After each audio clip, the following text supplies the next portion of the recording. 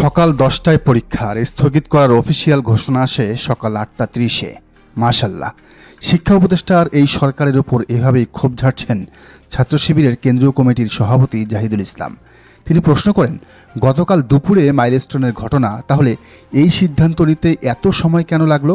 জাহিদ বলেন, এই সরকার ব্যর্থ কিনা তা ভবিষ্যতে নির্ধারণ হবে, তবে খুবই ধীর, উদাসীন এবং অদক্ষ। শিবির সভাপতি হুঁশিয়ারি দিয়ে বলেন, আপনারা রক্তের উপর ক্ষমতায় আসছেন, অথচ ঘুমিয়ে ঘুমিয়ে রাষ্ট্র চালান।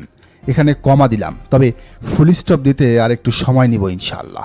ছাত্র শিবির সভাপতি জাহিদুল ইসলাম জাহিদের মতো একজন ঠান্ডা মাথার মানুষের সরকারের উপর এতটা ক্ষোভ দেখে অবাক নেটিজেনরা। তারা বলছেন, অন্তর্বর্তীকালীন সরকারের এই উদাসীনতার কারণে শেখ হাসিনার মতো স্বৈরাচারেরা দেশে আসার জন্য উকিঝুঁকি মারছে।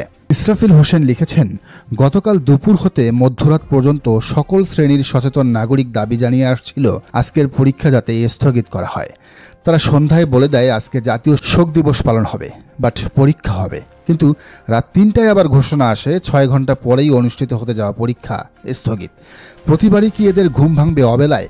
আসলে জবাবদিহিতার আওতায় না থাকলে যা হয় আর কি।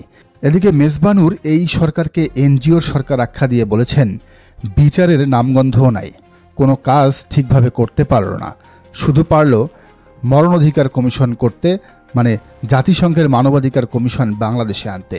এখনও মাত্র শুরু, আরও কত কিছু যে ঘটবে। এদিকে এই ঘটনায় শিক্ষা সচিবের উপর দোষ চাপানো হলেও নেটিজেনদের প্রশ্ন, তাহলে কি একজন আমলার চেয়েও দুর্বল একজন উপদেষ্টা? আর যদি তাই হয়, তাহলে সেই উপদেষ্টার দরকারটা কি? আপনি যদি একজন আমলার সাথেই না পারেন, তাহলে ওই চেয়ারে বসে জনগণের ট্যাক্সের টাকায় বেতন নিচ্ছেন কেন? সরকারি বাসায় আরামায়েশ করছেন কেন? দায়িত্ব ছেড়ে দেন। এদিকে এরই মধ্যে শিক্ষা সচিব এবং শিক্ষা উপদেষ্টার পদত্যাগের দাবিতে শিক্ষা মন্ত্রণালয় ঘেরাওয়ের ঘোষণা দিয়েছে শিক্ষার্থীরা। সেখানে যোগ দিচ্ছেন মাইলস্টোনের শিক্ষার্থীরাও। মাইলস্টোনের বিক্ষুব্ধ শিক্ষার্থীরা আসিফ নজরুলকে ঘিরেও ভুয়া ভুয়া স্লোগান দিয়েছেন নিজেদের ক্যাম্পাসে। তারা আসিফ নজরুলের সামনে 6 দফা দাবি জানিয়েছেন।